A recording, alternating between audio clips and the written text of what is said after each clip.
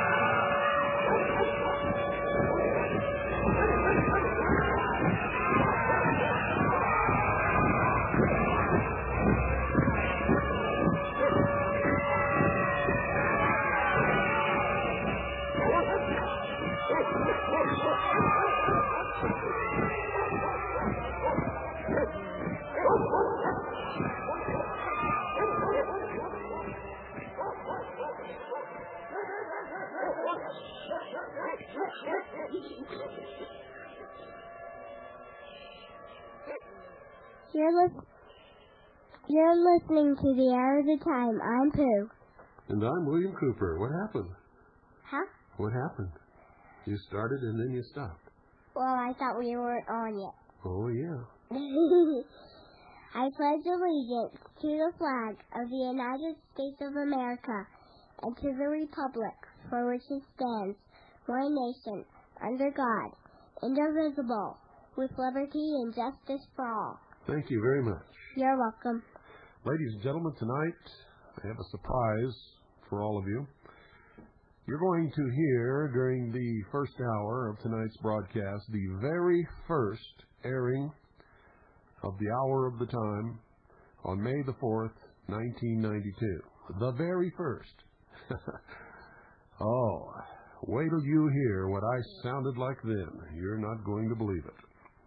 So buckle your seatbelts and get ready for a ride. This is all about the Constitution, and you don't want to miss a word of it.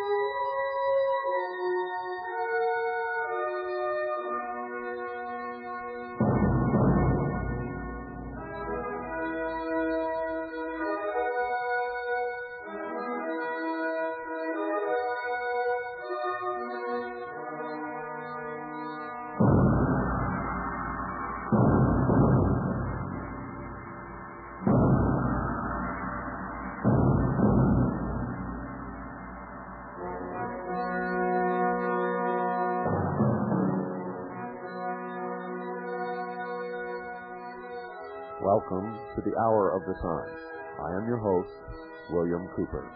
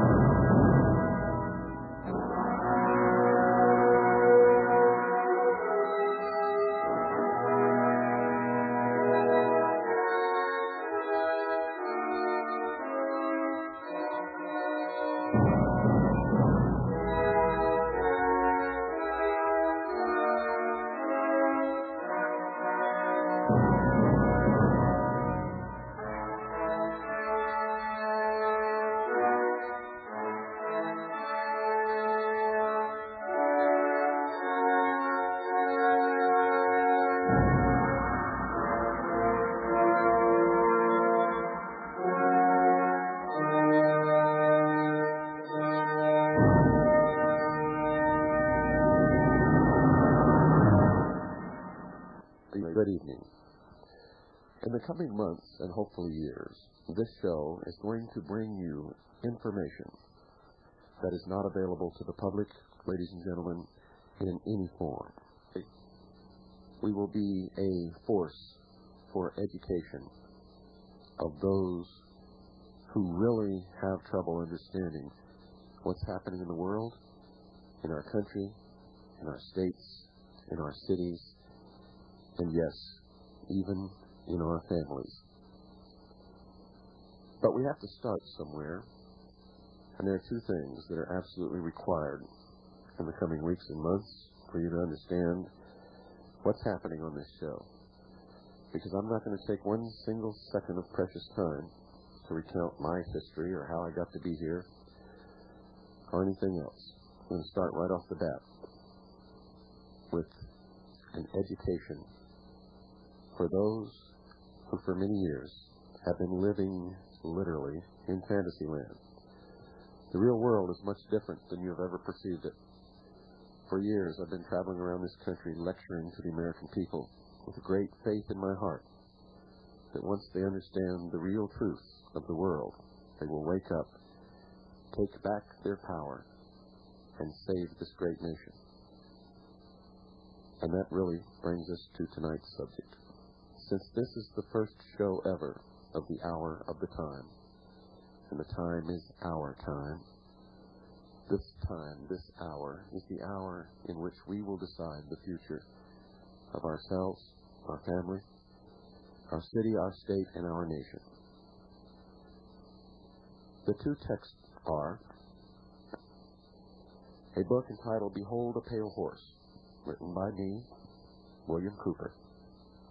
It's 500 pages of the most well-documented, suppressed information that's ever been printed in the history of the world. This book is $24. Postage and handling is included. And you may write to the following address with your check or money order to purchase this book.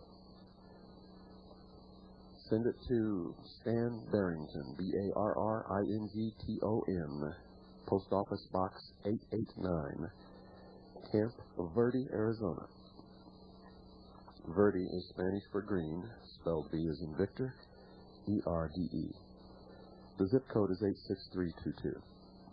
That's Stan Barrington, Post Office Box 889, Camp Verde, Arizona, 86322. You can call Stan also at area code 602-567-6109. That's 602-567-6109.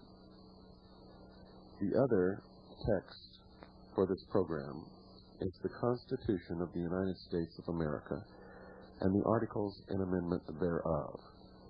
You are going to get that document tonight on this program. Because without a knowledge of the Constitution of the United States of America, you cannot listen to this show and understand what is being said. You can't understand where we're coming from or what it is that we're trying to do. In fact, without an understanding, a knowledge of the Constitution of the United States of America, you really don't know anything about your own country.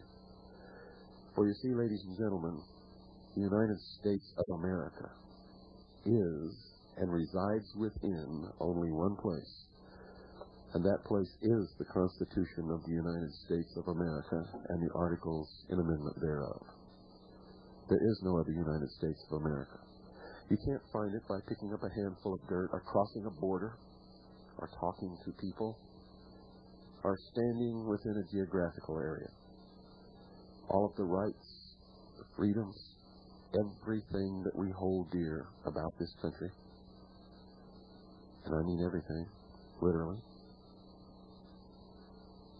resides within that document. The United States of America will cease to exist and vanish from the face of the earth if that document is destroyed, if it is changed, if it is burned, if any of those things happen.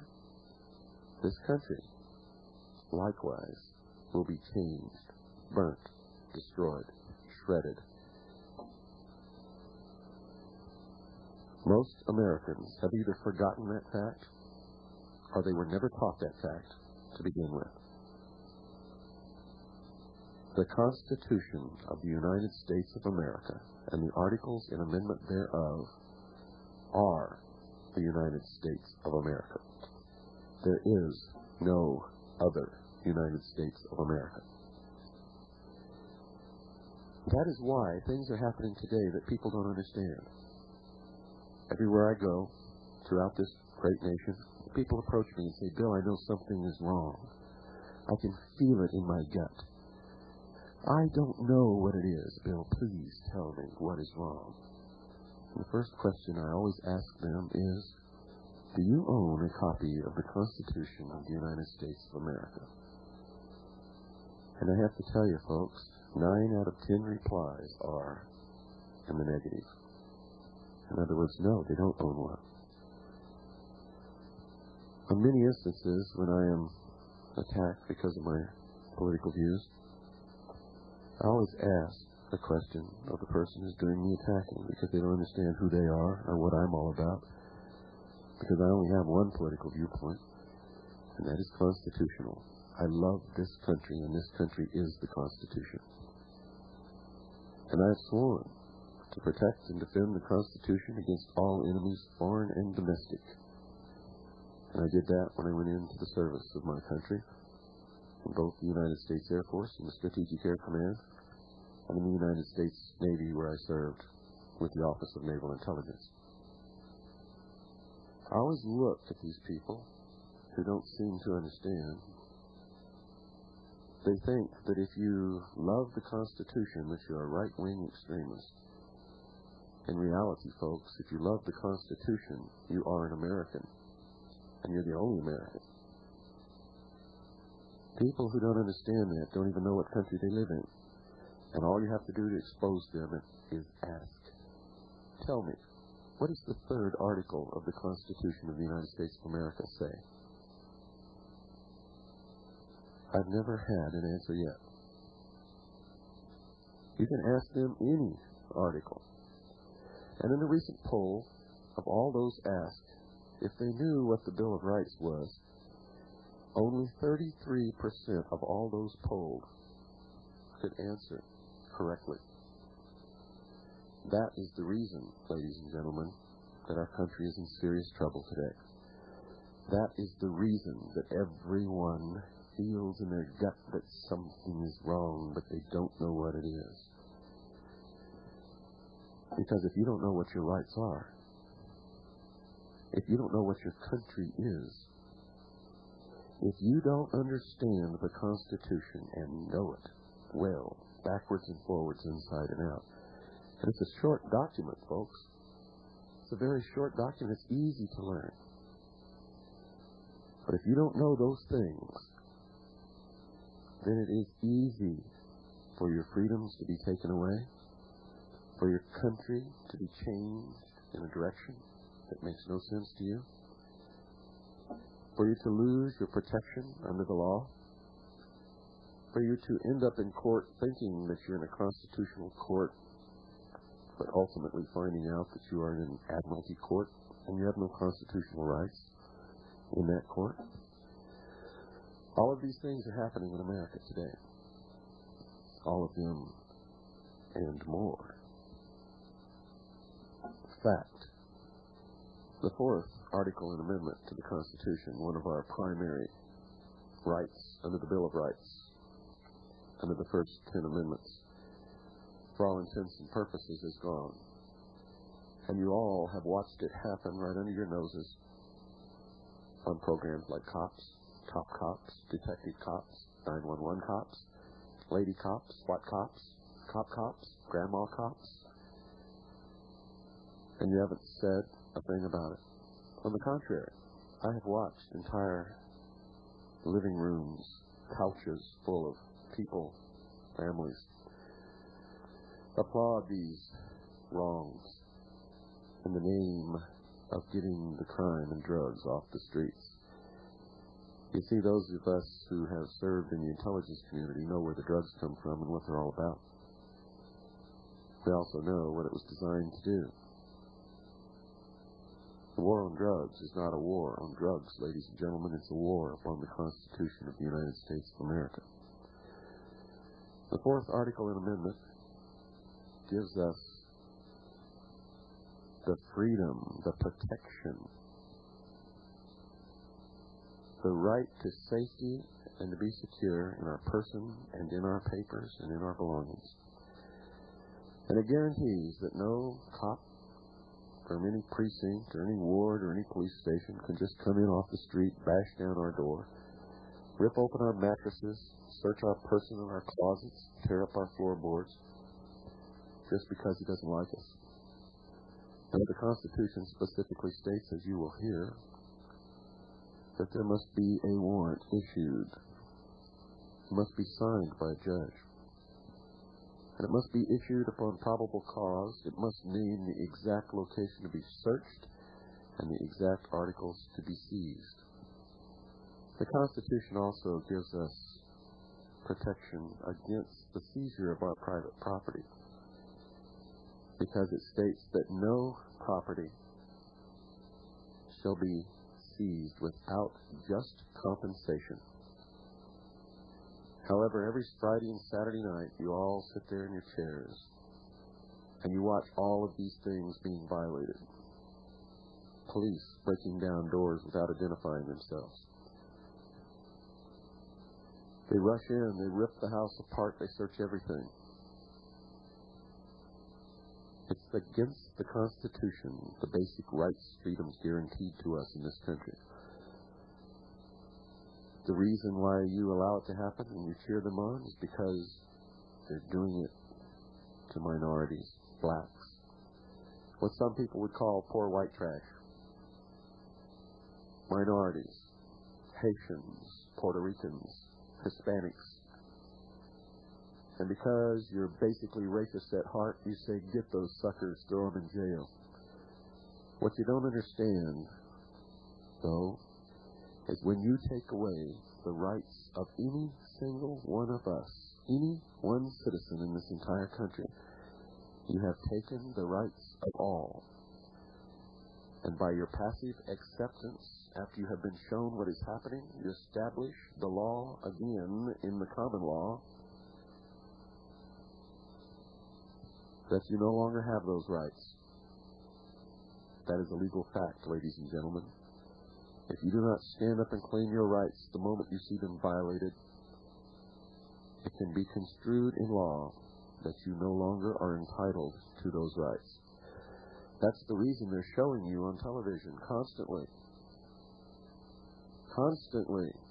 so that they will have a legal case to say that the American people accepted it. And by their passive acceptance, they have, in effect, changed the law and have no rights. Wake up. Please wake up. There are those who want to take it all away from us.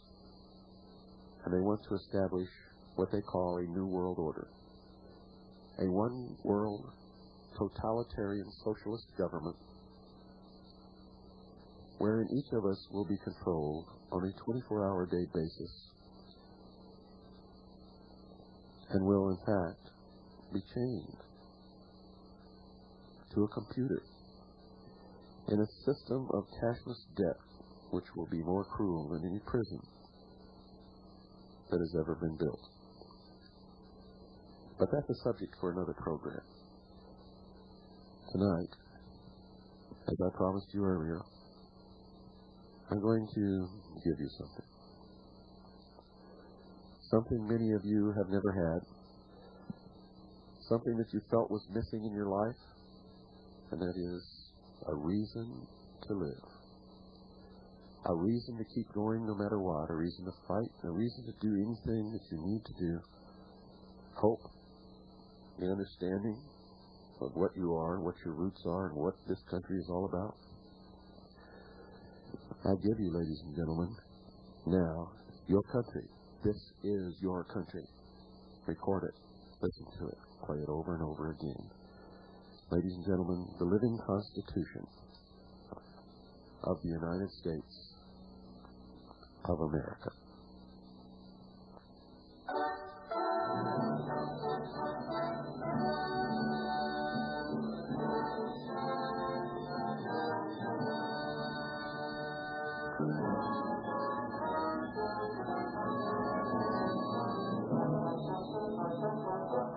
To carry on the War of Independence, and hence to secure their unalienable rights to life, liberty, and the pursuit of happiness, the 13 American colonies banded together in 1776 as the United States of America.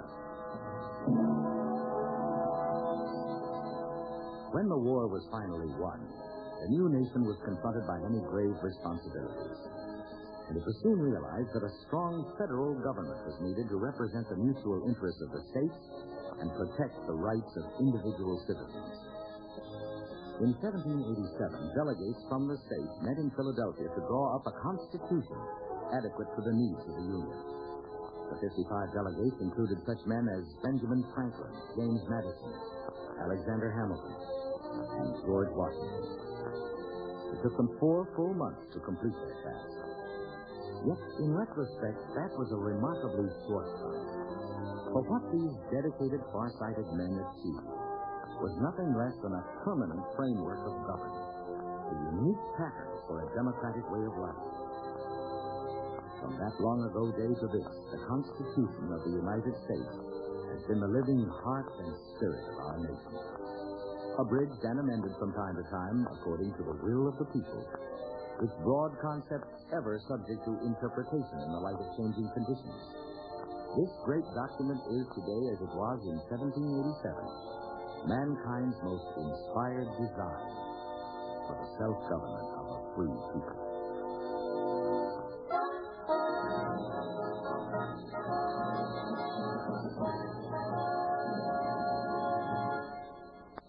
The supreme law of the land, the living Constitution of the United States.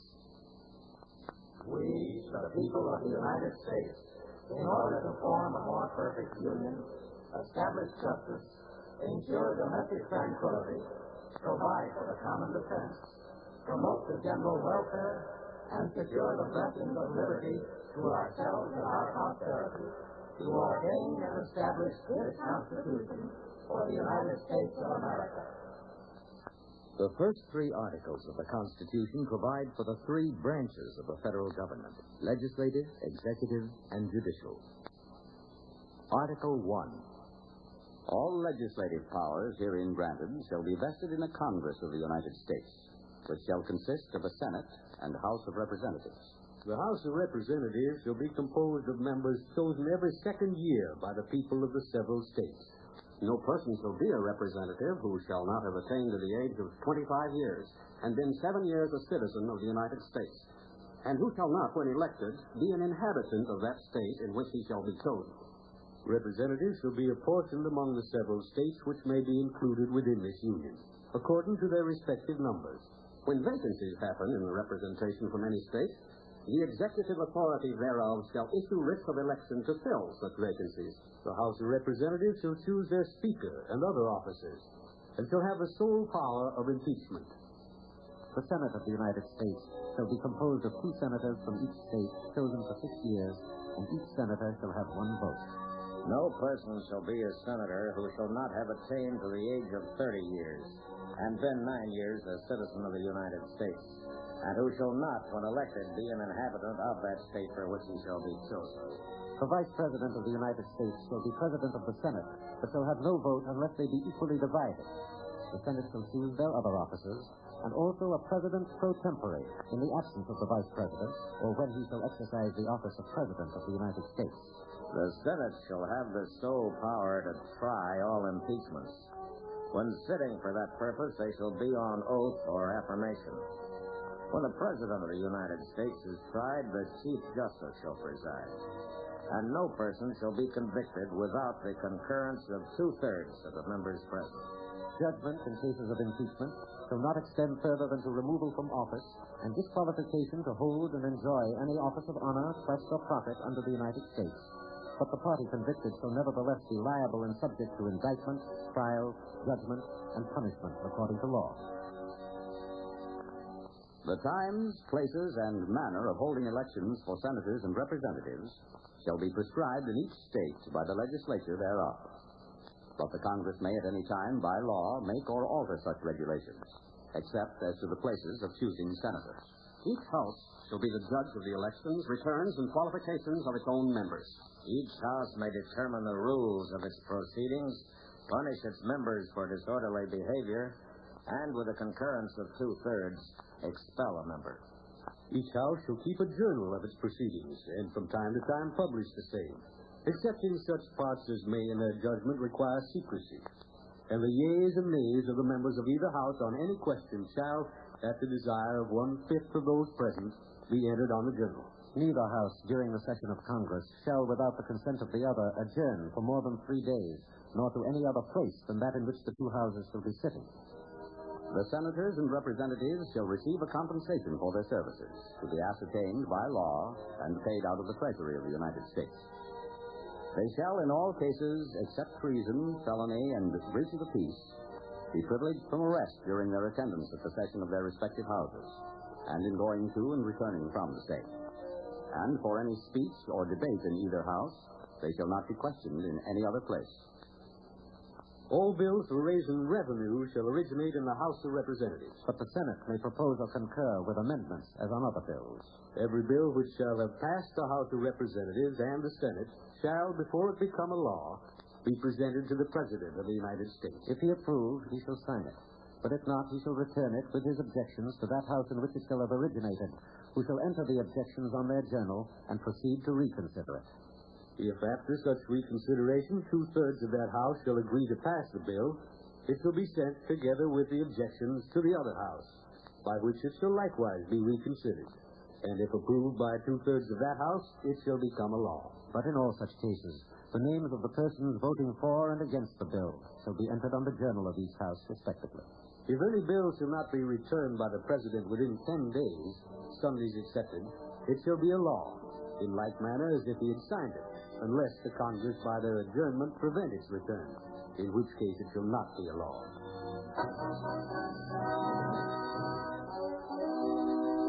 Article 1 of the Constitution concludes with 3 significant sections. The first of these sets forth the powers of Congress and is the basis of most federal legislation.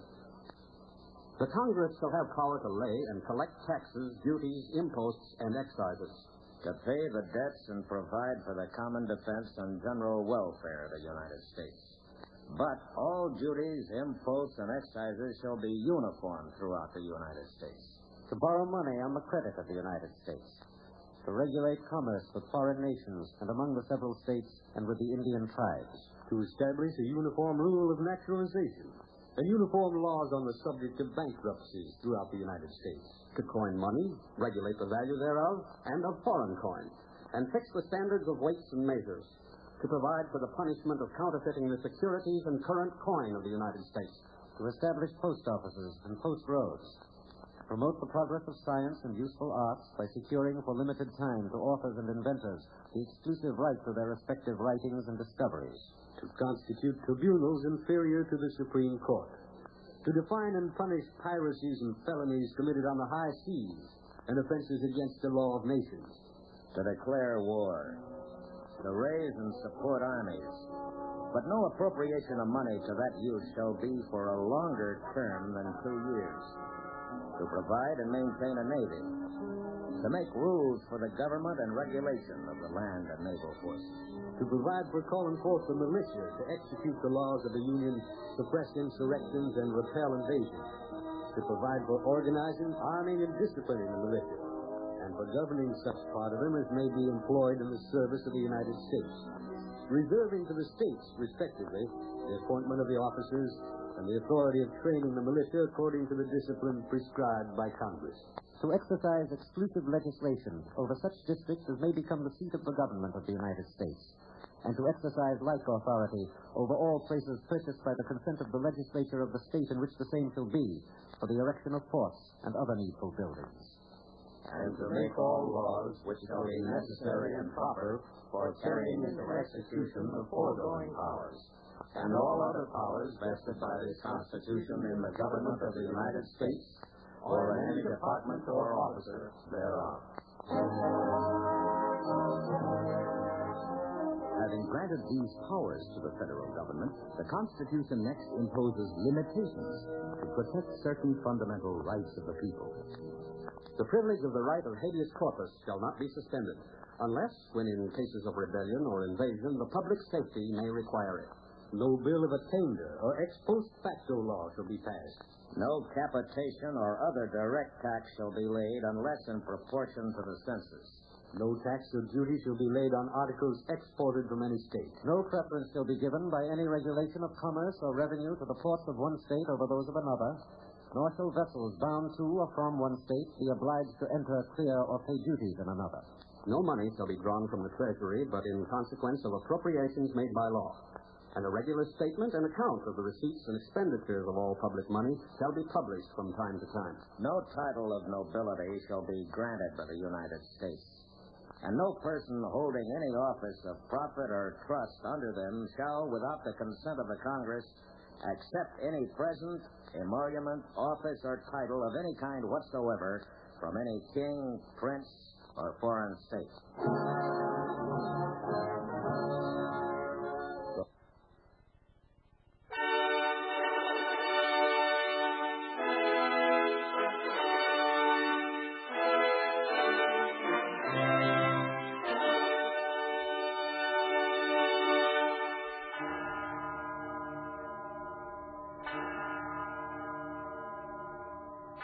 From the powers of the states.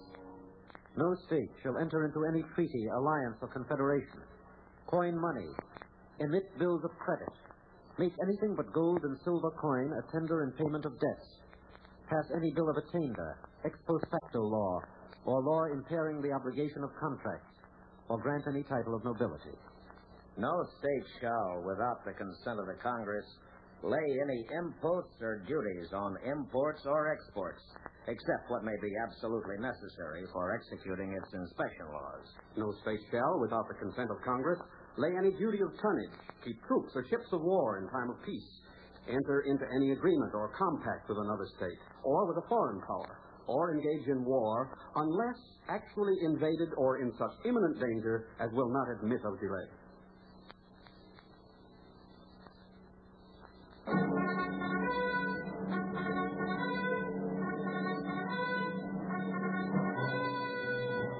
Article 2 provides for the executive branch of the government. The executive power shall be vested in a President of the United States of America. He shall hold his office during the term of 4 years, together with the Vice President, chosen for the same term. Each state shall appoint a number of electors, equal to the whole number of senators and representatives to which the state may be entitled in the Congress. The Congress may determine the time of choosing the electors and the day on which they shall give their votes, which day shall be the same throughout the United States. No person except a natural-born citizen shall be eligible to the office of President. Neither shall any person be eligible to that office who shall not have attained to the age of 35 years and been 14 years a resident within the United States. In case of the removal of the President from office or of his death, resignation, or inability to discharge the powers and duties of the said office, the same shall devolve on the Vice President, and the Congress may by law provide for the case of removal, death, resignation, or inability, both of the President and Vice President. The President shall, at stated times, receive for his services a compensation, which shall neither be increased nor diminished during the period for which he shall have been elected, and he shall not receive within that period any other emolument from the United States or any of them. Before he enter on the execution of his office, he shall take the following oath or affirmation.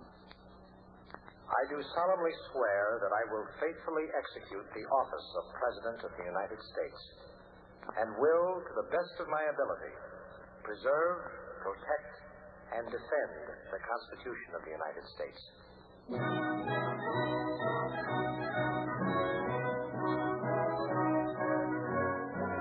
The President shall be Commander-in-Chief of the Army and Navy of the United States and of the militia of the several states when called into the actual service of the United States. He may require the opinion in writing of the principal officer in each of the executive departments upon any subject relating to the duties of their respective officers. And he shall have power to grant reprieves and pardons for offenses against the United States, except in cases of impeachment. He shall have power by and with the advice and consent of the Senate to make treaties, provided 2/3 of the senators present concur. And he shall nominate, and by and with the advice and consent of the Senate, shall appoint ambassadors, other public ministers and consuls, judges of the Supreme Court, and all other officers of the United States, whose appointments are not herein otherwise provided for, and which shall be established by law. But the Congress may by law vest the appointment of such inferior officers as they think proper in the President alone, in the courts of law, or in the heads of departments. The President shall have power to fill all vacancies that may happen during the recess of the Senate by granting commissions which shall expire at the end of their next session. He shall from time to time give to the Congress information of the state of the Union and recommend to their consideration such measures as he shall judge necessary and expedient. He may, on extraordinary occasions, convene both houses or either of them. He shall receive ambassadors and other public ministers. He shall take care that the laws be faithfully executed, and shall commission all the officers of the United States. The President, Vice President, and all civil officers of the United States shall be removed from office on impeachment for and conviction of treason, bribery, or other high crimes and misdemeanors.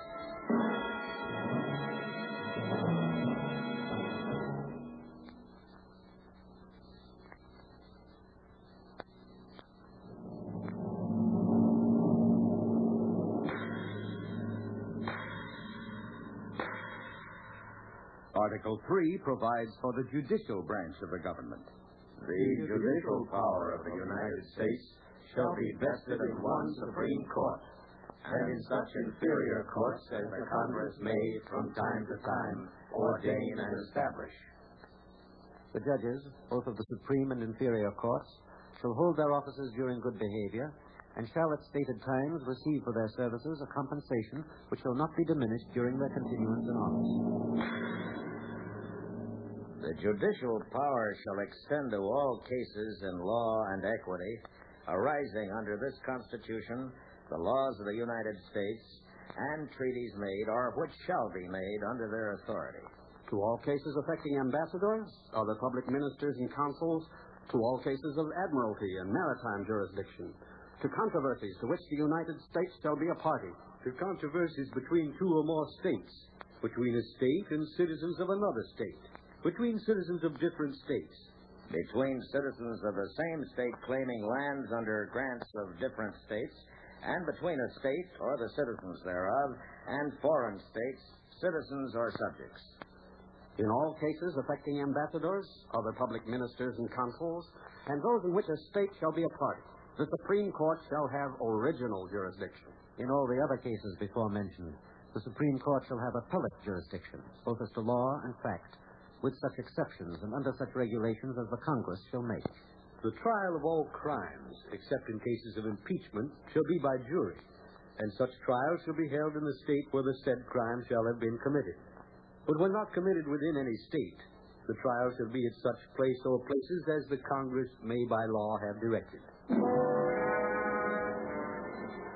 Treason against the United States shall consist only in levying war against them, or in adhering to their enemies, giving them aid and comfort.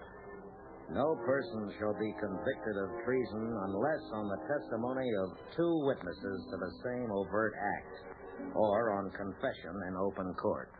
The Congress shall have power to declare the punishment of treason.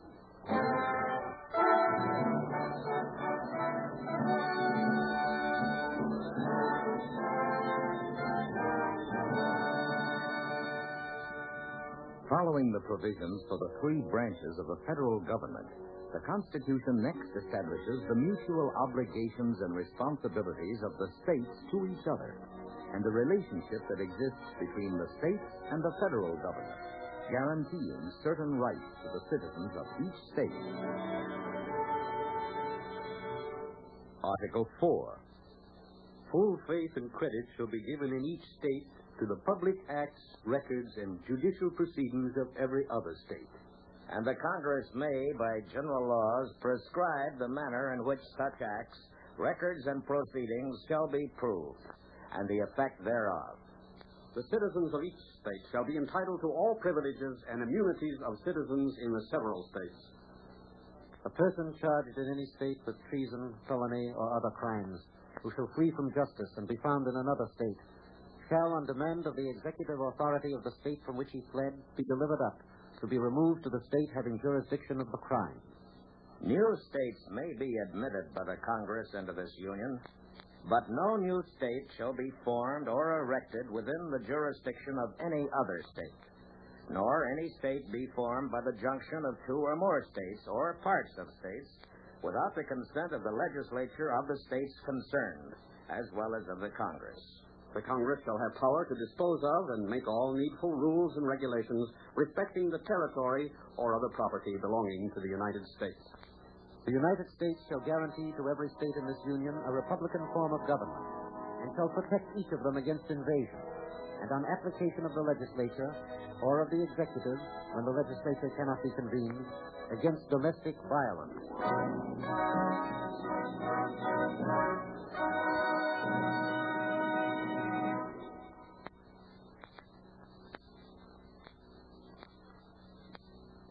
Article 5.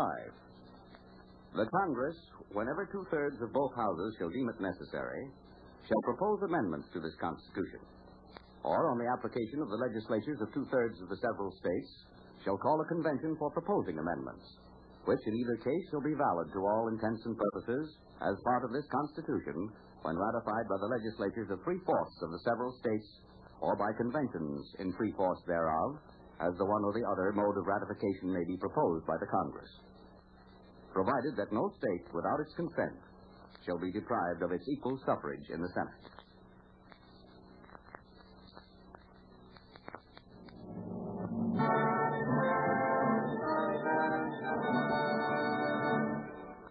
Article 6. This Constitution and the laws of the United States which shall be made in pursuance thereof, and all treaties made or which shall be made under the authority of the United States, shall be the supreme law of the land.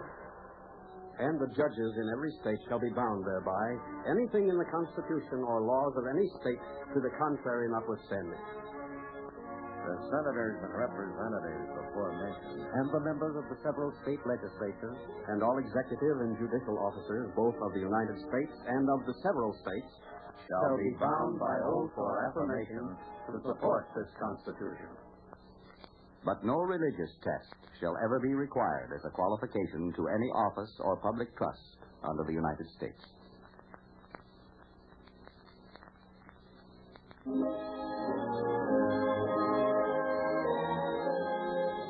It was a truly inspired design of government that the Convention of 1787 created.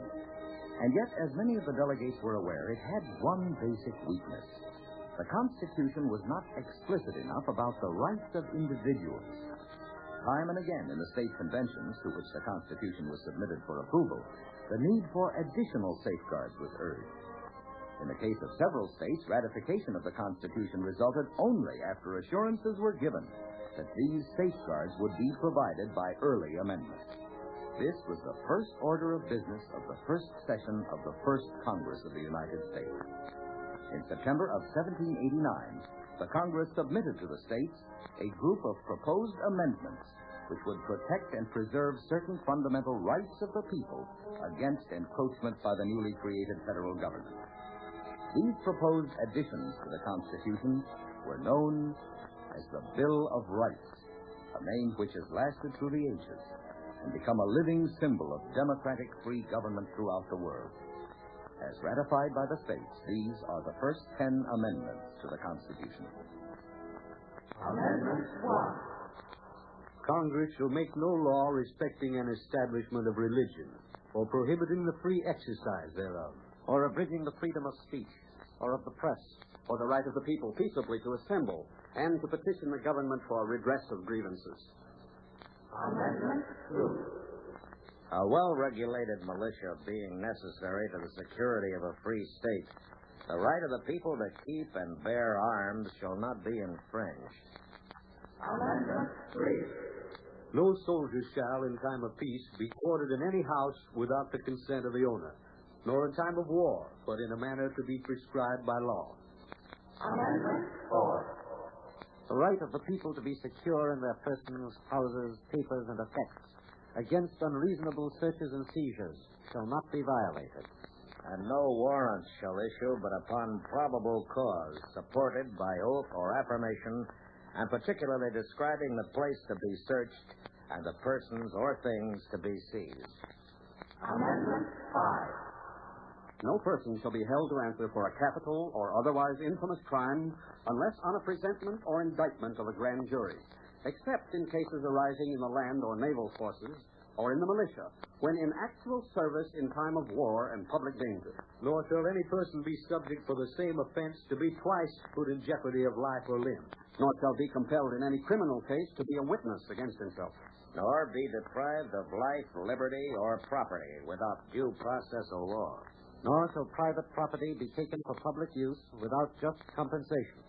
Amendment 6. In all criminal prosecutions, the accused shall enjoy the right to a speedy and public trial by an impartial jury of the state and district wherein the crime shall have been committed, which districts shall have been previously ascertained by law, and to be informed of the nature and cause of the accusation. To be confronted with the witnesses against him. To have compulsory process for obtaining witnesses in his favor, and to have the assistance of counsel for his defense. Amendment 7. In suits at common law, where the value in controversy shall exceed $20, the right of trial by jury shall be preserved, and no fact tried by a jury shall be otherwise re-examined in any court of the United States than according to the rules of common law. Amendment 8. Excessive bail shall not be required, nor excessive fines imposed, nor cruel and unusual punishments inflicted. Amendment 9.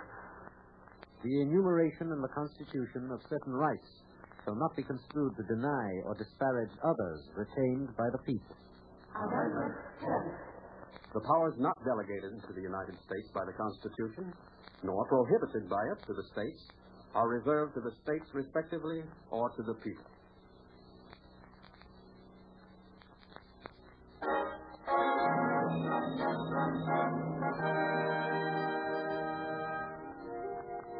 Seven years after the Bill of Rights was added to the Constitution, another amendment was ratified. This limited the powers of the federal courts in dealing with matters primarily of concern to the states. Amendment 11.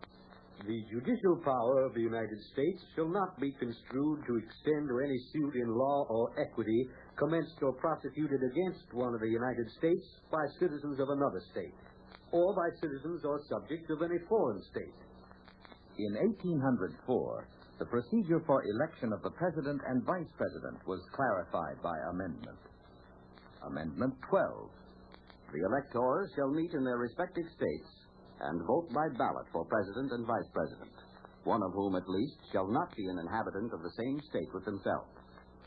And they shall make distinct lists of all persons voted for as President, and of all persons voted for as Vice President, and of the number of votes for each.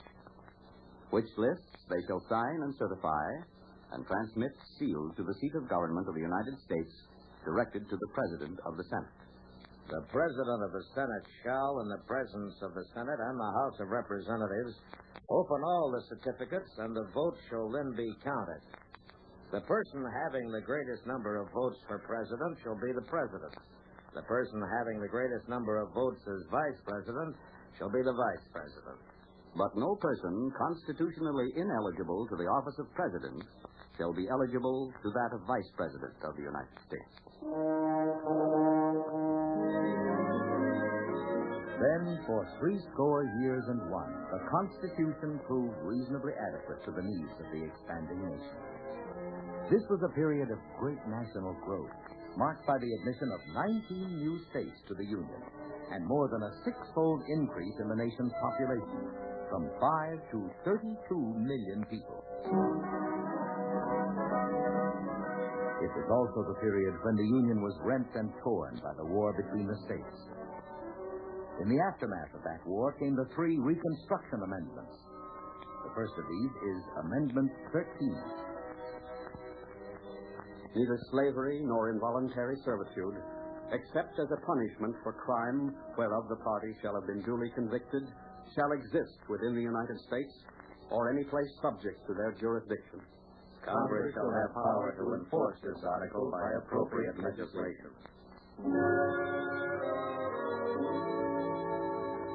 Amendment 14.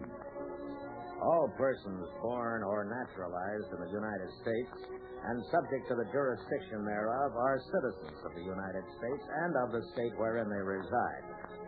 No state shall make or enforce any law which shall abridge the privileges or immunities of citizens of the United States, nor shall any state deprive any person of life, liberty, or property without due process of law, nor deny to any person within its jurisdiction the equal protection of the laws. The Congress shall have power to enforce by appropriate legislation the provisions of this article. Amendment 15. The right of citizens of the United States to vote shall not be denied or abridged by the United States or any state on account of race, color, or previous condition of servitude. The Congress shall have power to enforce this article by appropriate legislation. 43 years passed, until in 1913 the power of the federal government to tax incomes was assured by Amendment 16. The Congress shall have power to lay and collect taxes on incomes, from whatever source derived, without apportionment among the several states, and without regard to any census or enumeration. The same year, a significant and fundamental change was made in the method of selecting senators. They had previously been chosen by the state legislatures. Amendment 17 provides for their direct election by the people.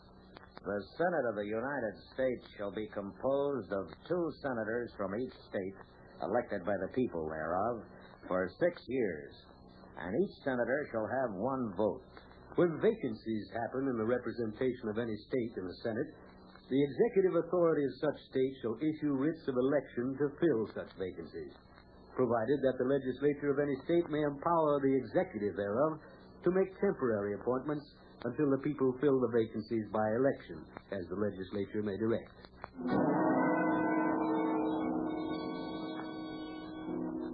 The problems and pressures of World War I changed the thinking of people everywhere. In the United States, 2 controversial amendments to the Constitution were proposed, fervently argued, and ultimately ratified. Amendment 18, which prohibited the manufacture and sale of intoxicating liquors, was subsequently repealed. Amendment 19. The right of citizens of the United States to vote shall not be denied or abridged by the United States or by any state on account of sex. The Congress shall have power by appropriate legislation to enforce the provisions of this article. In 1933, the need for 2 more amendments was recognized, and they were enacted by the people. Amendment 20 modernizes certain of the Constitution's original provisions to bring them in line with the realities and requirements of the 20th century, and thus provide for a more efficient functioning of the federal government. The terms of the President and Vice President shall end at noon on the 20th day of January, and the terms of Senators and Representatives at noon on the 3rd day of January. The Congress shall assemble at least once in every year, and such meeting shall begin at noon on the 3rd day of January, unless they shall by law appoint a different day. If at the time fixed for the beginning of the term of the President-elect shall have died, the Vice President-elect shall become President. If a President shall not have been chosen before the time fixed for the beginning of his term, or if the President-elect shall have failed to qualify, Then the Vice President-elect shall act as President until the President shall have qualified. And the Congress may by law provide for the case wherein neither a President-elect nor a Vice President-elect shall have qualified, declaring who shall then act as President, or the manner in which one who is to act shall be elected. And such person shall act accordingly until a President or a Vice President shall have qualified. Then, for the first and only time in history, an amendment to the Constitution was nullified by subsequent amendment. The 18th Amendment and the so-called Volstead Act, which had established national prohibition, were repealed by Amendment 21. But at the same time, the people extended to the states complete authority to restrict at their option the sale of alcoholic beverages. Amendment 21. The transportation or importation into any state, territory, or possession of the United States for delivery or use therein of intoxicating liquors in violation of the laws thereof is hereby prohibited. In 1951, following Franklin Roosevelt's precedent-shattering four-time election as president, the 22nd Amendment to the Constitution was passed. No person shall be elected to the office of the President more than twice. And no person who has held the office of President or acted as President for more than 2 years of a term to which some other person was elected President shall be elected to the office of the President more than once. On April 3rd, 1961, the 23rd, and as of now, the last amendment to the Constitution went into effect, which, for the first time, authorized residents of the District of Columbia to participate in the election of the President and the Vice President of the United States. The districts constituting the seat of government of the United States shall appoint in such manner as the Congress may direct a number of electors of President and Vice President equal to the whole number of senators and representatives in Congress, to which the district would be entitled if it were a state, but in no event more than the least populous state. They shall be in addition to those appointed by the states, but they shall be considered, for the purposes of the election of President and Vice President, to be electors appointed by a state. And they shall meet in the district and perform such duties as provided by the 12th article of amendment.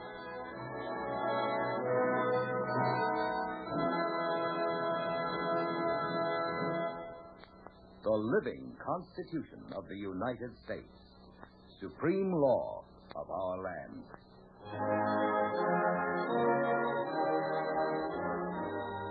I pledge allegiance to the flag of the United States of America and to the republic for which it stands, one nation, under God, indivisible, with liberty and justice for all.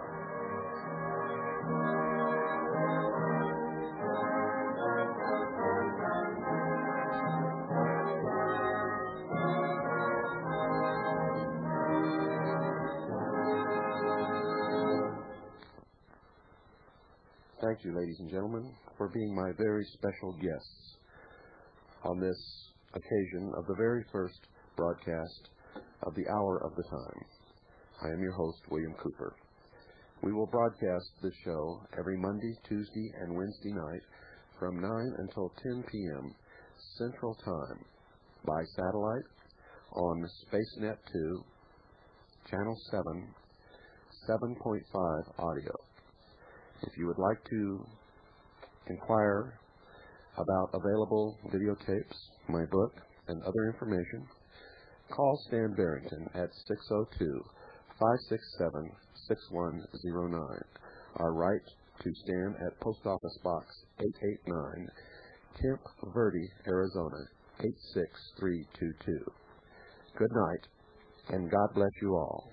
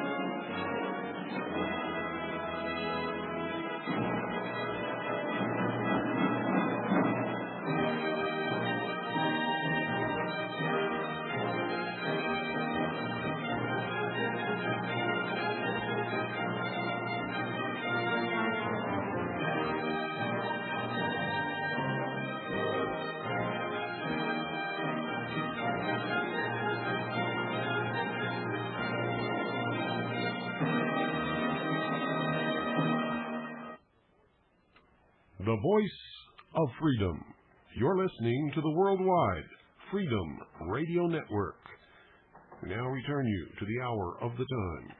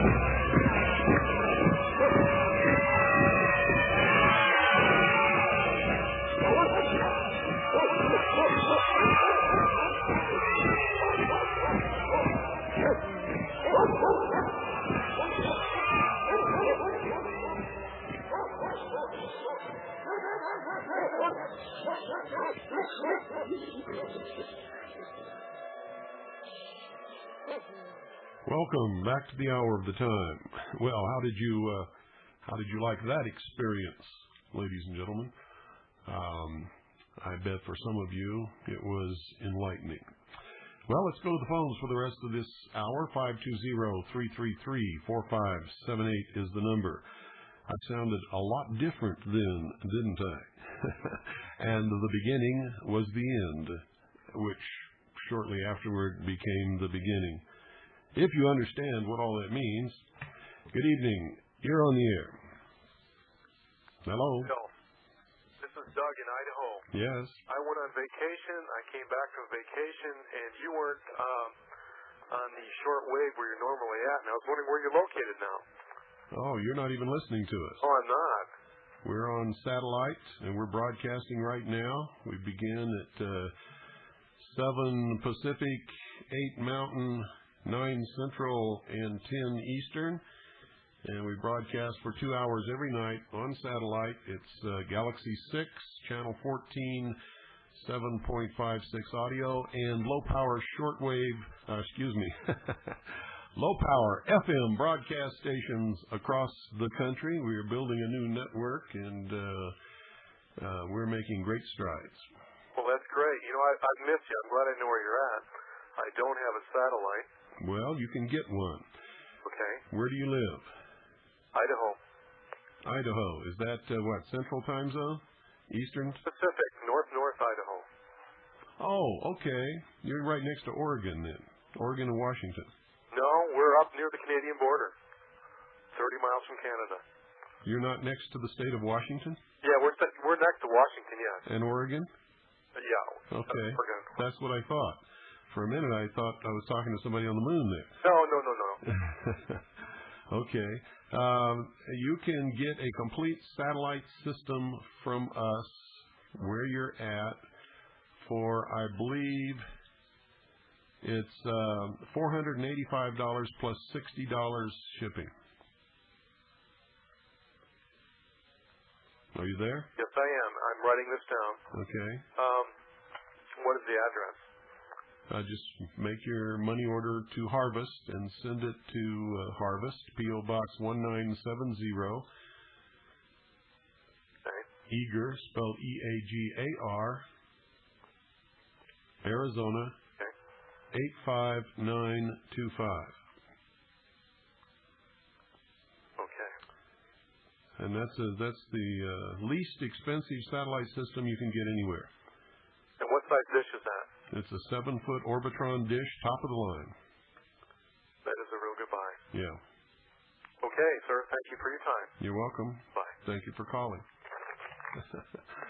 What a surprise that was for him and for me. He didn't even know he was calling to be on the air. 520-333-4578. How many of you, by listening to what you heard during that first broadcast of the Hour of the Time, could tell that we're not living under a constitutional Republican government? In fact, many of those articles in the Constitution are completely ignored. How many of you were sitting there listening and saying, well, we don't do that? Jeepers, I didn't know that. Isn't it amazing? And aren't you surprised by how short it really is? I mean, not absolutely everything was covered, but, in about, 35 minutes, maybe less than that.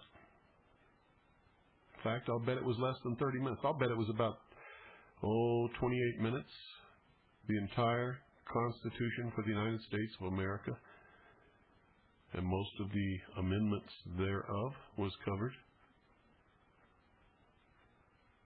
Is that surprising?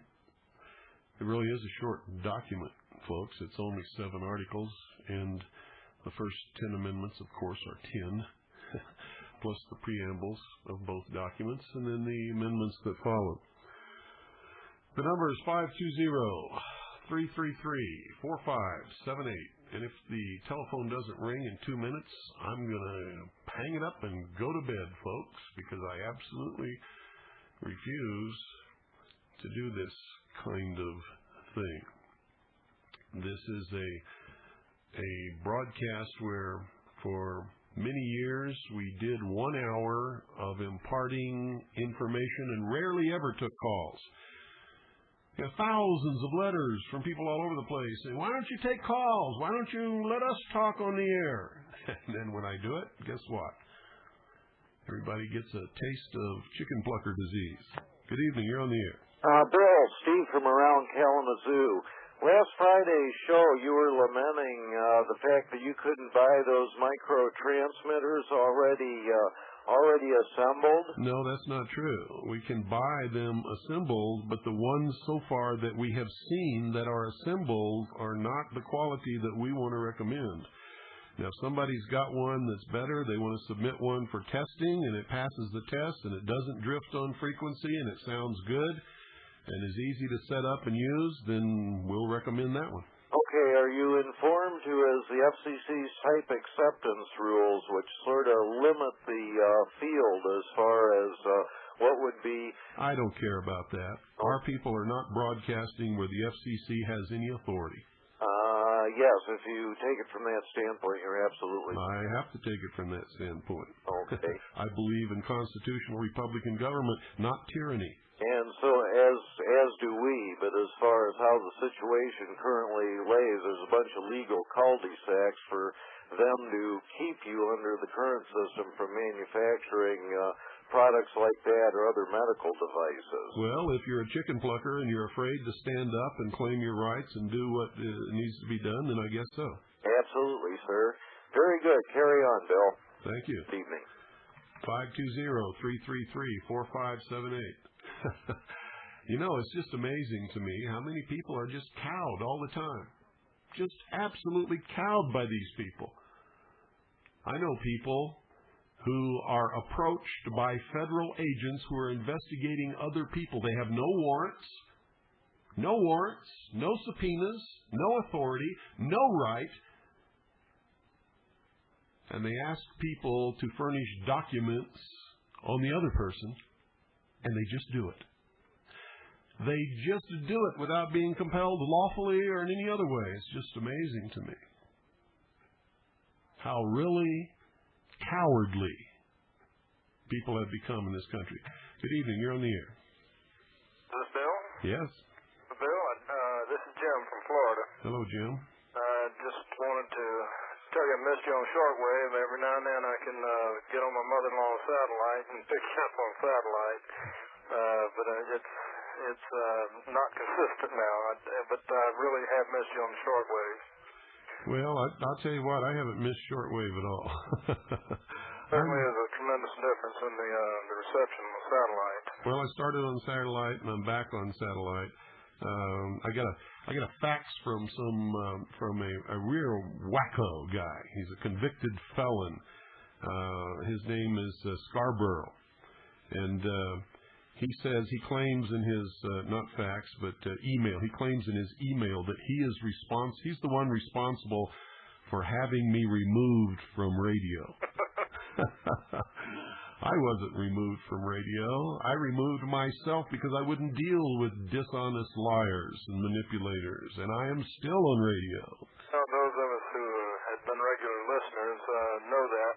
I wasn't able to listen to you live every night, but I had recorded every night, and I'd listen to it every day the next day so that I could keep up with you.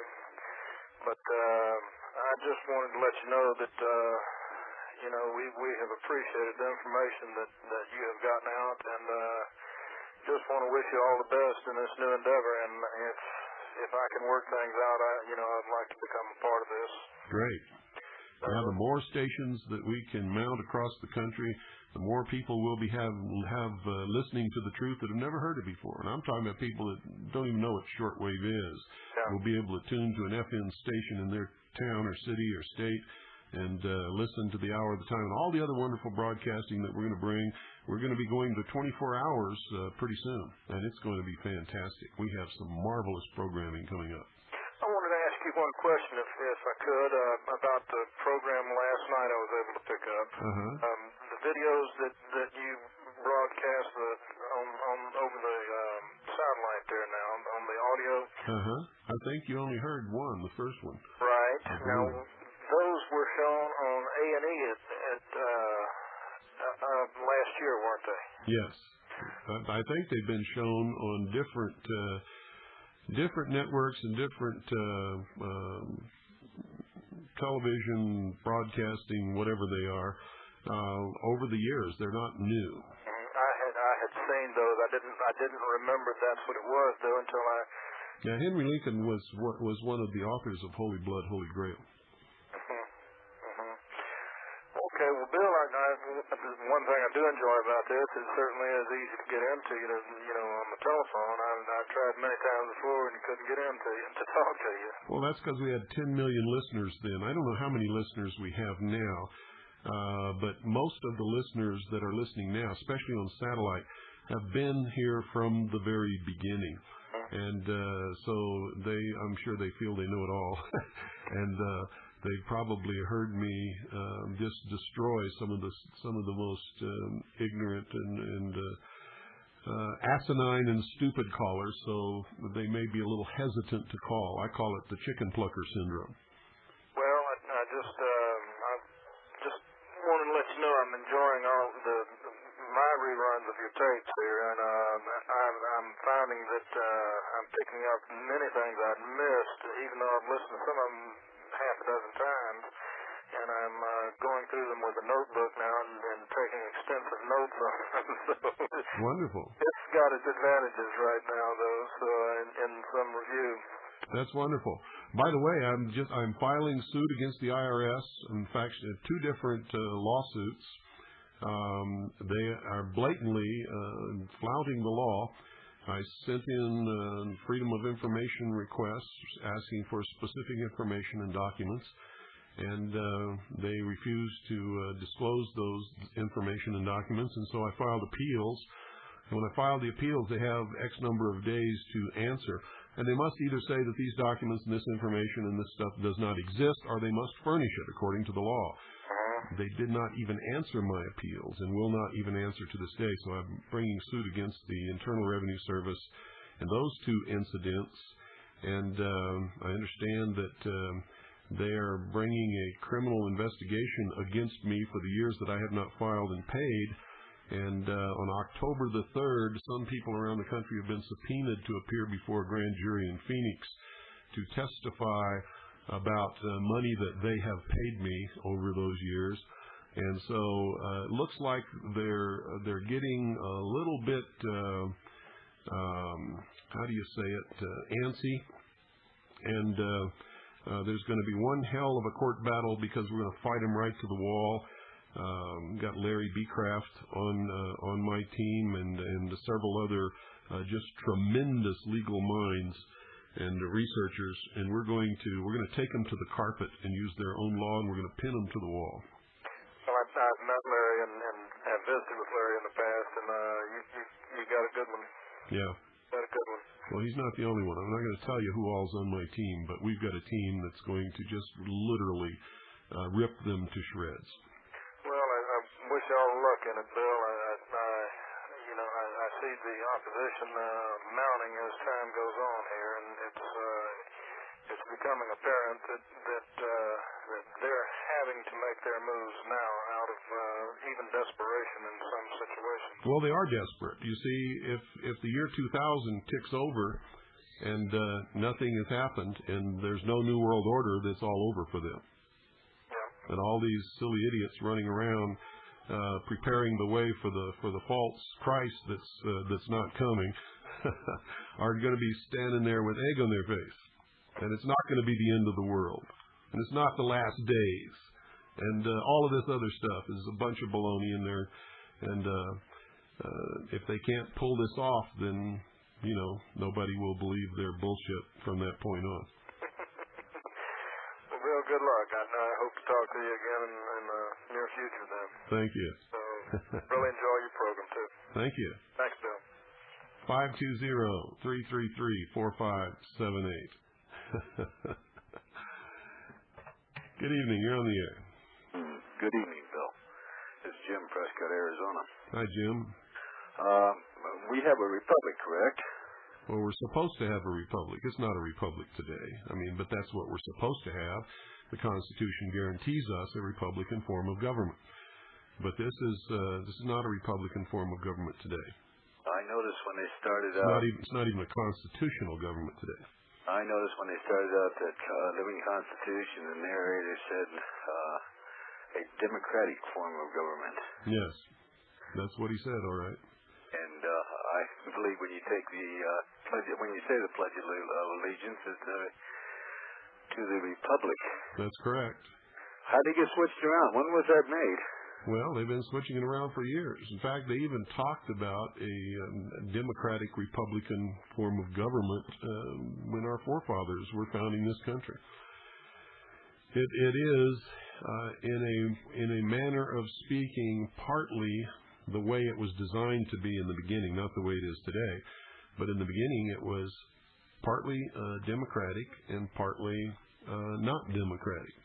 And that is what you call a republic. The people elect by popular vote the members of the House, and the states appointed the members of the Senate. The president and vice president were not elected by the people, but by an electoral college.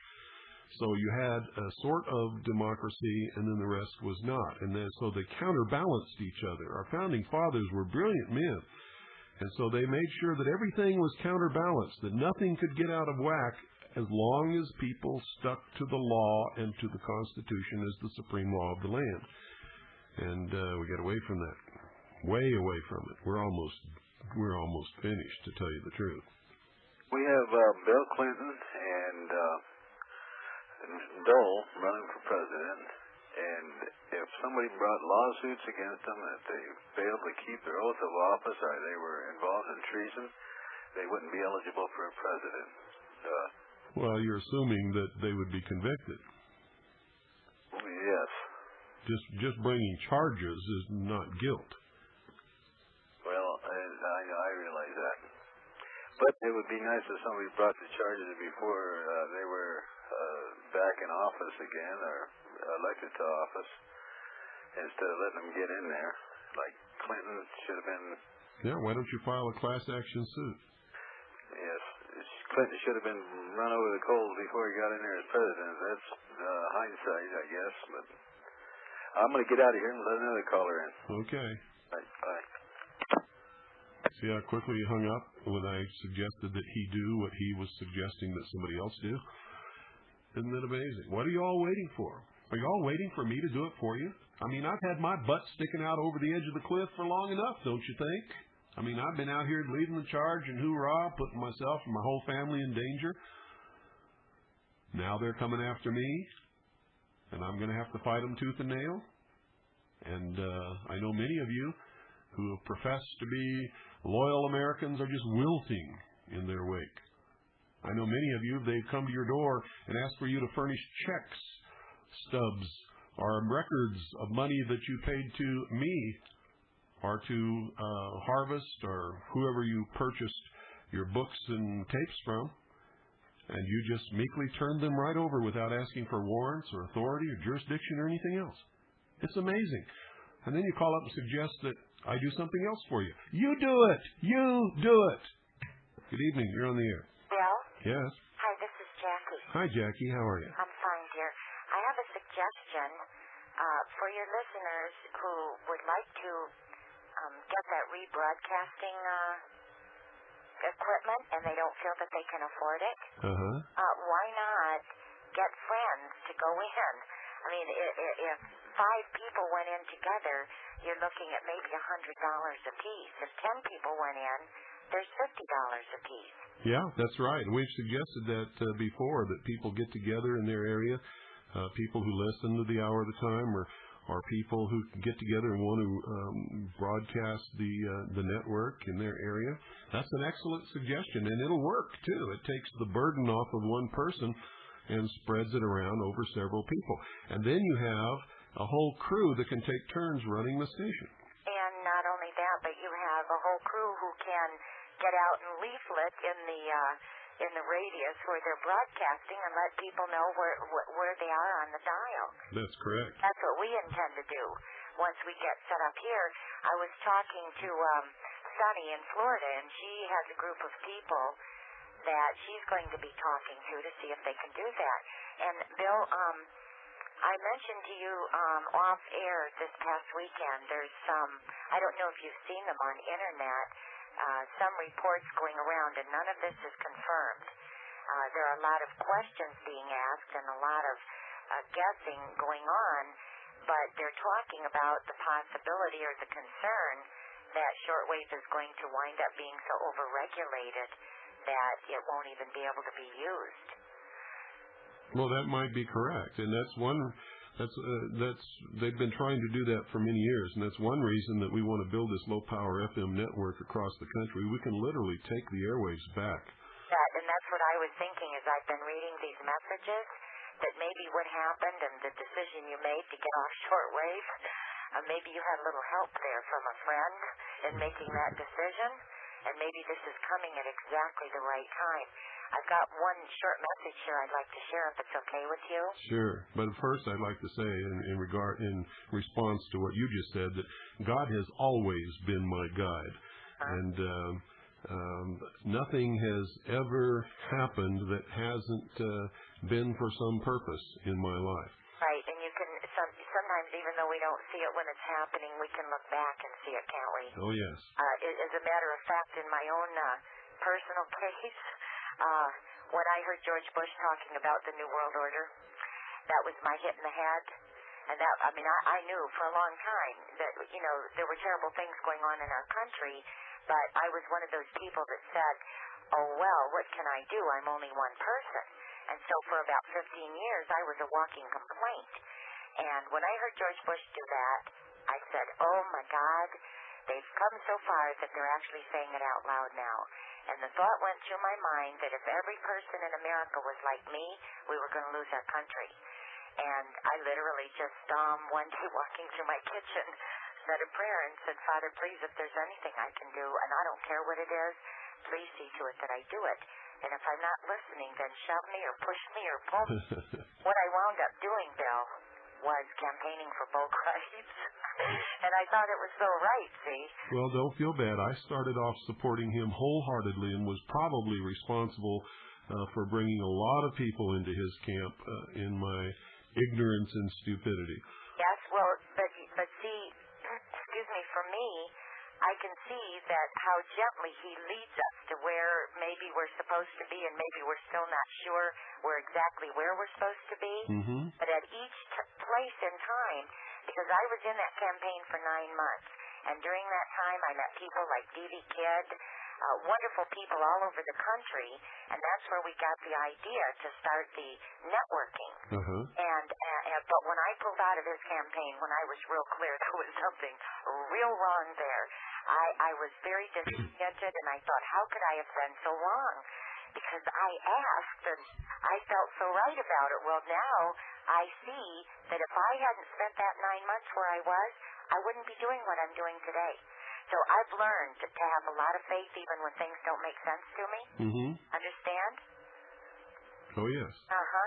So anyway, this report that I wanted to read to you so that your listeners could hear this, the possibility. And as I said, I haven't confirmed any of this. There's a lot of questions and answers going on. It says here the report did say that FCC would use a charge of, quote, violation of charter rules, citing that shortwave is to be used only for offshore broadcasting. Mm-hmm. Someone needs to find out any contacts, or maybe we should ask those space aliens.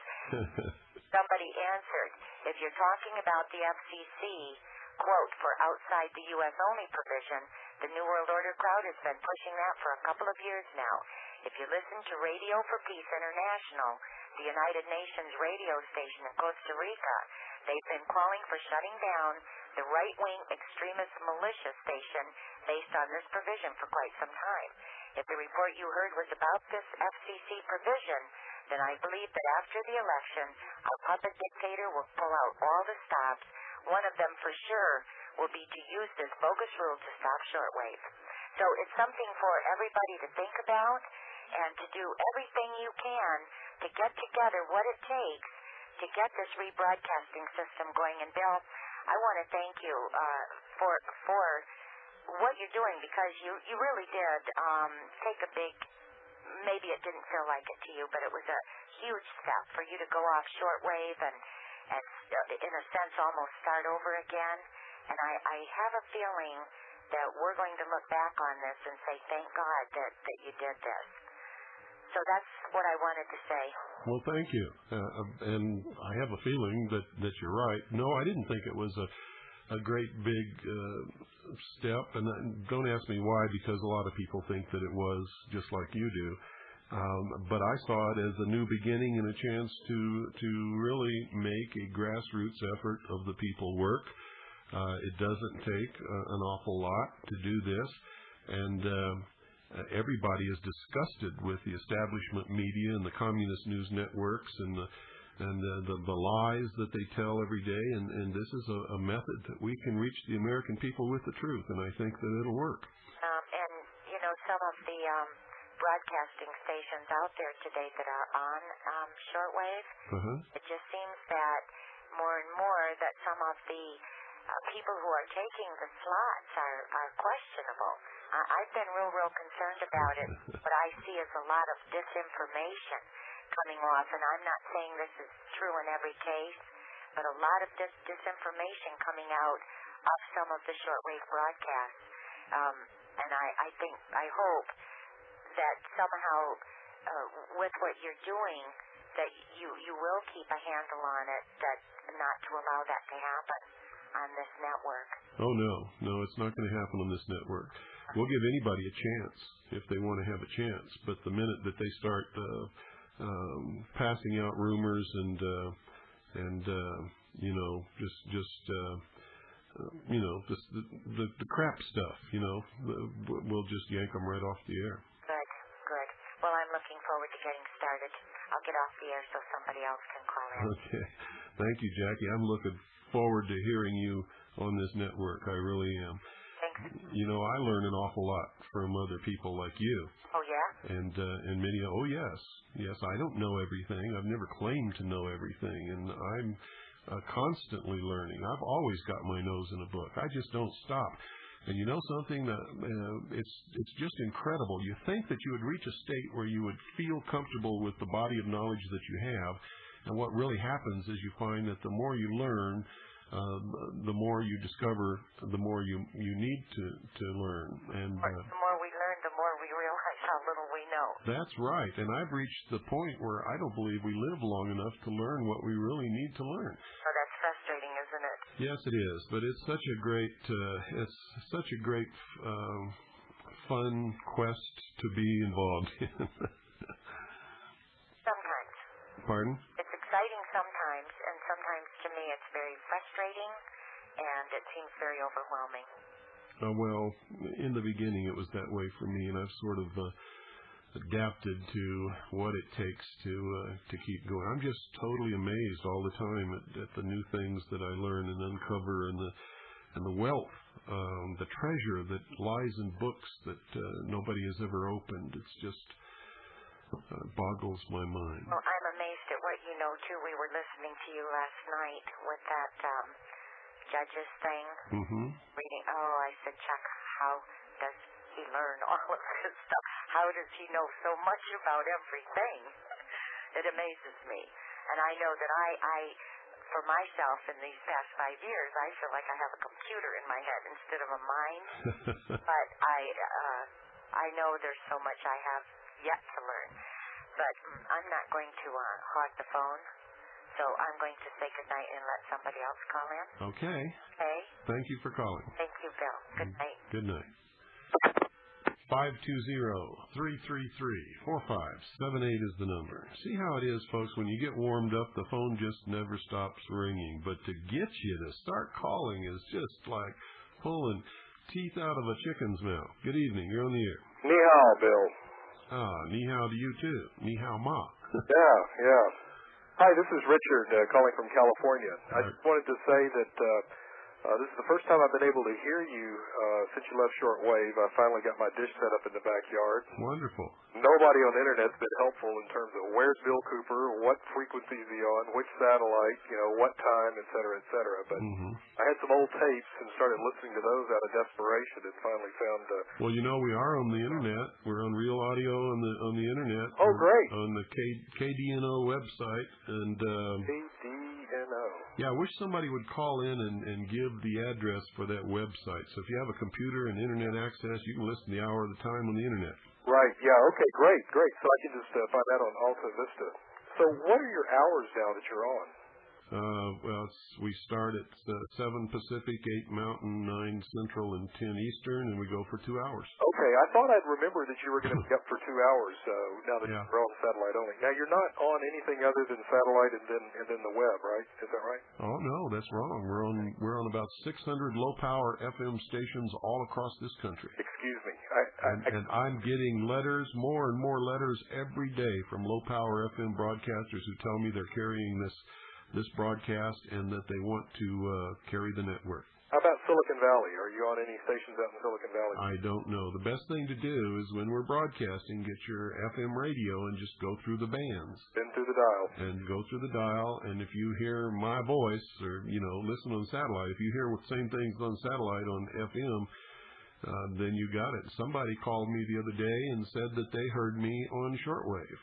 Yes, well, that was my next question. I was wondering if you were on shortwave anywhere. No, I'm not. But apparently somebody is sporadically or every night broadcasting this show on some shortwave station somewhere because people are telling me they're hearing it on shortwave. Great.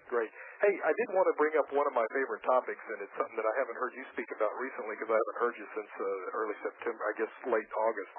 But I've been noticing lately, been hearing a lot of stuff in the dominant media about the denial that friendly fire brought down TWA 800. I was just curious what you had to add to that. I don't believe it was friendly fire. I know you talked about it possibly being a submarine or balloon. I do not believe there was any kind of an accidental missile firing. I believe it was an intentional shoot down with a missile from submarine, yeah. Right. There are just too many witnesses who saw that missile go up and hit that plane, and there are 2 people who photographed that missile. That was the next question. I'd heard of the existence of a photograph. Not just one photograph, several photographs. One woman was taking pictures on the beach, and then there was a man at some restaurant or something. He was taking pictures, and they both got this missile in flight. It's a SAM missile, same kind of missile that was used to shoot down our aircraft in Vietnam. Yeah. Those are only made by the Soviets. But that doesn't mean it was the Soviets or the Russians who shot that plane down. Right. But it was shot down with a missile. There is no doubt about it. Anybody who says otherwise is a barefaced, bald liar. And that's all there is to it. I tend to agree with you on that. It's interesting that what they're saying is that there was no way it was friendly fire. They're not saying it wasn't a missile. I think that's very interesting. Well, that's very smart of them not to say that it wasn't a missile, because it was a missile. Yeah, right. That's absolutely right. Well, thank you much, and I'll hang up as well and allow somebody else to get on. Great. Good talking to you again, Bill. Thank you for calling. Bye. 520-333-4578. Yeah, folks, TWA Flight 800 was shot down with a missile. There are at least 100 witnesses to the missile coming up from the water and hitting the airplane. There are 2 different people who took photographs, and I have seen the photographs, and they've been shown on television. There is no doubt about it. That plane was shot down by a missile. Good evening. You're on the air. Oh, yes. Could I pass to you after the show a name of a low-power broadcaster manufacturer I found to be of good quality? I would prefer that you send it to me in writing. And I'll tell you why I do this, folks. I have a nasty habit, and this is one of my biggest failings, and I've never been able to do anything about it. I jot things down on a little piece of paper, and 5 minutes later I can't find the piece of paper, or I look at it and I don't remember what it's all about because I didn't write all the necessary information. So if you send me it in writing, it will be noticed and studied and filed and won't get lost. Okay, I'll do that. And I had one quick question. Had you looked into LaRouche's campaign?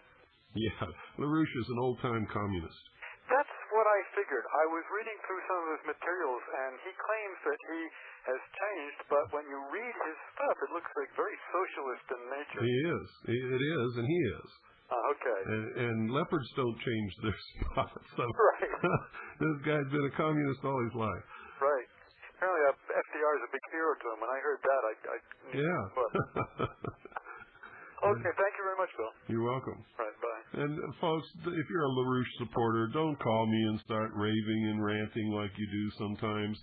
I don't want to hear it, and I don't care. I've studied all his material. I've listened to his speeches. I've read his books. I will tell you one thing. The Executive Intelligence Review is a wonderful research organization, and some of their material that comes out of there is just top-notch. But they always put this little LaRouche agenda on the end of it, and if you can get through that, you're all right. But as far as LaRouche goes, I've researched the man, I've researched what he's proposing and all of this other kind of... LaRouche is a communist, and I will not support him, nor will I lie about what he is. So if you want to support him, that's fine. You have a right to do that. When somebody asks me, I'm going to tell the truth. Good evening. You're on the air. Hello? Hey, this is Charles in Georgia. Hi, Charles in Georgia. I should say, hey, Charles. Hey, you remember me.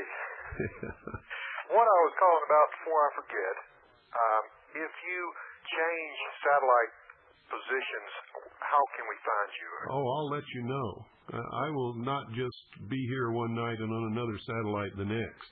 Well, you scared me a little earlier when you said you were on SpaceNet 2, Channel 7, Audio 7.5. No, that was a rerun of the very first broadcast of the Hour of the Time on May 4th, 1992. That's what I get for tuning in late. That's what you get for tuning in late. Speaking of disinformation, you should have heard Rush Limbaugh today. Oh, what is he up to now? Well, he's trying to discount the missile theory. Oh, really? Yeah.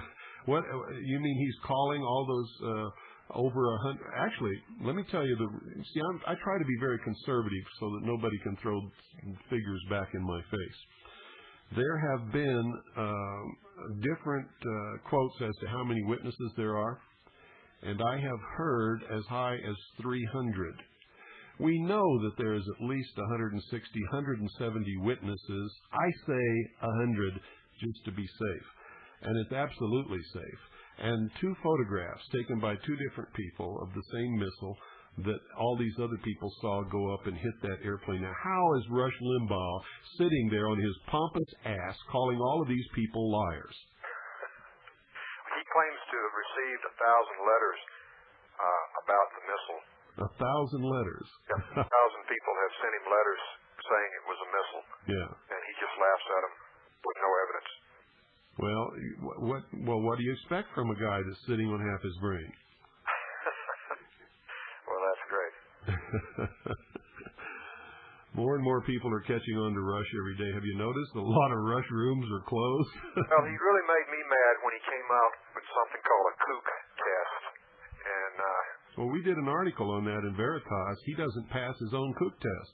Is that right? Yeah, we did a long article showing how Rush is a kook, according to his own test.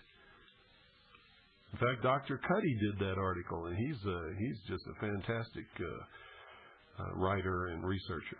Well, I wouldn't listen to him, but I'm in my car, and... Oh, don't feel bad. When I travel, I always listen to Rush. He's very entertaining. He makes me laugh. And he's funny. If you don't take him seriously, it's fun to listen to him, and he tells everybody that he's an entertainer and that you shouldn't take him serious, and he's only doing it for the ratings and the money, and nobody seems to listen to that. Well, so he's been honest about it. Do you think he knows what's going on, or is he just a buffoon? I think it's sort of half and half. I think he half knows what's going on, but doesn't want to hurt his pocketbook by talking about it because he knows he won't be on the air 3 minutes if he does. I think he sold his soul for money. That's what I think. Well, I appreciate your show, and I'll let somebody else get on the line. Okay. Thank you. Thank you for calling. Yeah, he talked about one time how he really got into this conspiracy stuff, as he calls it. It's really not a conspiracy, and anybody that wants to do the research will find out the truth. Rush, when I was traveling, I don't remember exactly when it was, but I was traveling. Annie and I were listening to Rush Limbaugh on the radio, and he was talking about how he was on the radio in Sacramento, California, and that people were sending him all his documentation. He started doing research and found out that all of this stuff was true, and he started talking about it on the radio, and he said, my ratings took a nosedive, and my career was in danger, and he says, I got out of that right away. He says, there's no audience in conspiracy radio, and I'm here for the entertainment, and I want to make the money, and I want the ratings, and I'm an entertainer, and that's what this is all about, and I don't want to hear any of that conspiracy stuff. I heard him say it, folks, with his own mouth. So, Rush is he's telling it up front. He's not trying to fool anybody. So if you take him seriously, that's your own fault. 520-333-4578. And we've still got about, 14 minutes to go in this hour, the end of the second hour of the 2 hours of the time. 520-333-4578 is the number. Good evening. You're on the air. Well, howdy, Bill. Hello. Little item for you. As you know, I have satellite since I'm listening to you, and also subscribe to the West Coast television service, that 24 or whatever it is. Anyhow, KPIX, Dave McElhatton, a couple of weeks ago, mentioned that they had the sister station in New York had some highly credible person who claimed that the missile was launched from a submarine and went completely through the aircraft and did not explode, went up to some high altitude and fell into the ocean. That could be. That's what Dave McElhatton announced, but I'd never heard it again.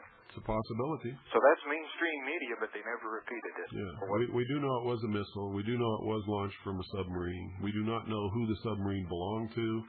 We do know that C-130 and that Black Hawk helicopter were out there looking for that submarine, and it was not a routine scheduled exercise. It was a SOSUS alert, and that's what we know. One thing you could speculate that it was probably radar guided since it dead centered the aircraft. Well, yes, I would tend to make that assumption. Okay. Thank you for calling. Anything else? Nope, he's gone. 520-333-4578. I had not heard that before. If anybody out there got a recording of that broadcast, I would appreciate getting a copy. By the way, if you ever want to send anything to us, folks, the address is Harvest, Harvest, P.O. Box 1970. That's P.O. Box 1970, Eager, spelled E-A-G-A-R, Arizona 85925. That's Harvest, P.O. Box 1970, Eager, Arizona 85925. Good evening. You're on the air. Yes, this is Shirley calling from Illinois. Hello, Shirley. Yeah, I knew Jackie. I met her when we was campaigning for... Shirley, wait a minute. I need you to do something. What? I need you to turn down your radio or your satellite. I'm sorry. Whatever it is you're listening to. Oh. The feedback is echoing through my brain, and I'm going to just melt in a second. I didn't even think about that. Oh, it sounds much better now. I've been sitting here on the phone, trying to get through to you. Uh-huh. But I wanted to know about your new book. We haven't got our Veritas yet, Well, Veritas hasn't come out yet. Oh, okay. We lost our staff, and I'm struggling to learn the PageMaker program. And when it does come out, it's probably not going to be the number of pages that it has been until I learn how to do this. Sure. I'm struggling just to get an issue out, Okay, But I wondered about your new book, Oklahoma City Day One? Yeah. It is through the printing process, and it's been bound, and it should have been loaded on a truck and should be on the way to us right now. How many days it's going to take to get here, I don't know. When it gets here, we'll bring Michelle from Oklahoma to sign all the books that she needs to sign along with me. And the ones that don't need to be signed, we'll start shipping them as soon as we get them. Yeah. Well, I want one of them. I got your other book, Well, if you want one, if you just want a paper trade, send $35. If you want one of the hardbound collector's editions, that's first edition hardbound, signed and numbered and limited to 500 copies, that's $65 postpaid. Yeah. So take your pick and send us the money, and we'll get it off to you. Make sure it's a money order. I want to tell you, I really appreciate what you and Jackie's doing. Jackie was here in Springfield. I met her when we was campaigning for Bo Grice. We found out, Yeah. the hard way. Well, me too. I found out the hard way. But, But if we hadn't have found out the hard way, we would never have known. No, hey, that's the truth. It woke my eyes up, and my husband's too. Yeah. And we're working here in Illinois trying to do things, but you can't get people to wake up. They don't want to wake up, I don't think. There'll come a day when they'll be forced to. And but we got to do our thing, we can't. We try to wake them up. They make fun of us, Well, don't, so what? Yeah, that's what we said. So what, Yeah. We woke up, and I will say that Bo Grice woke us up, and when we did what we did. I have never campaigned before in my life. And I did it for that man, and then come find out he's a liar. Kept saying he's going on TV. He lied to us so many times that it wasn't funny. Yeah. Yeah, well, he's been doing that from the beginning. And people are just now beginning to understand. Yeah. So it was a great shock to all those Christians who followed him all those years to hear him talk about his son's past life regression and his belief in reincarnation and all of this other. No, we went and talked to his his vice president or whatever, something about some kind of an animal, I don't know. And we couldn't, that Manasseh, Oh, he was teaching British Israelism, huh? Are you there? Yeah, I'm here. I'm trying to think of that guy's name. He's vice president or something. And something about an animal. Me and my husband, we didn't understand what the heck that was all about. Huh. Well, without hearing it, I can't comment on it. Yeah. I thought you were talking about Ephraim and Manasseh, but you weren't. But I didn't know.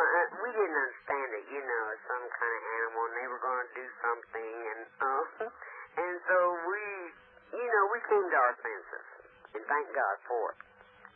And listening to you, we tape you every night.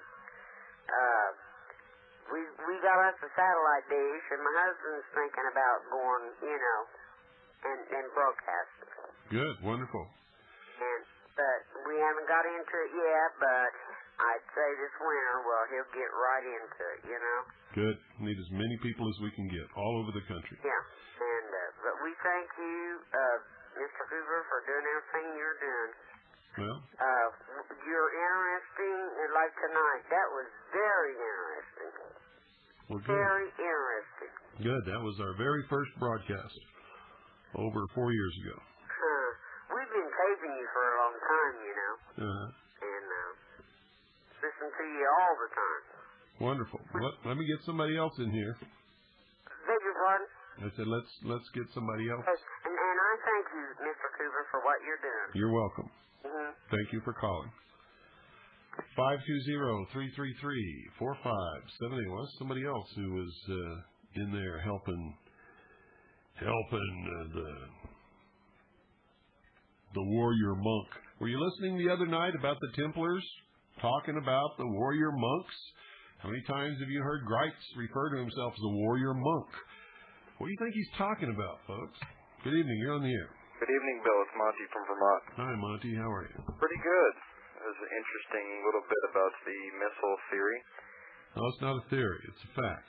Yeah, I agree with that. And as you noticed from some of the maps that we saw, you got that many witnesses and photographs.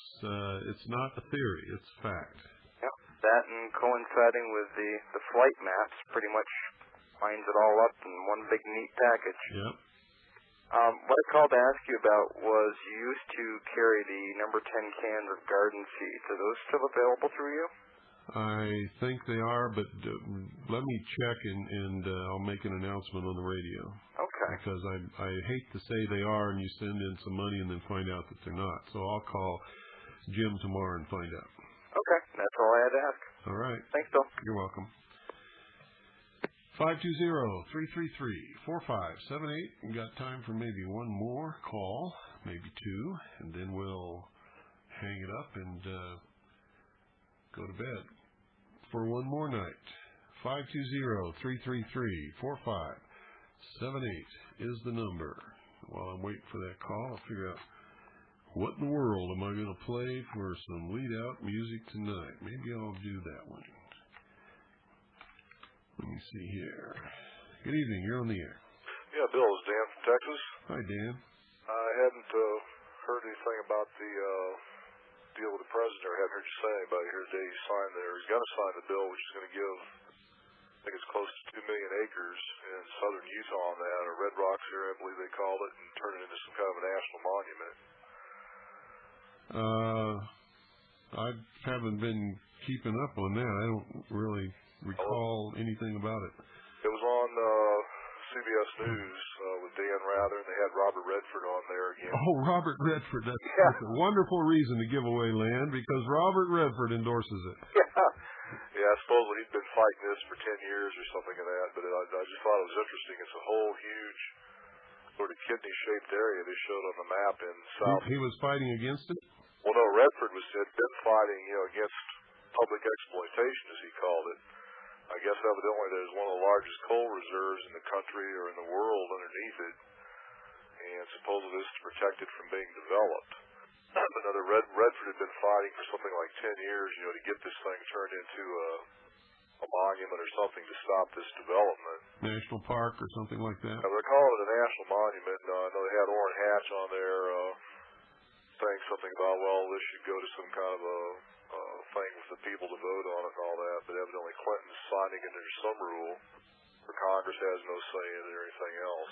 Well, Clinton has no say. This is ridiculous. This belongs to the state of Utah. How can Clinton give away the land that belongs to the people of Utah?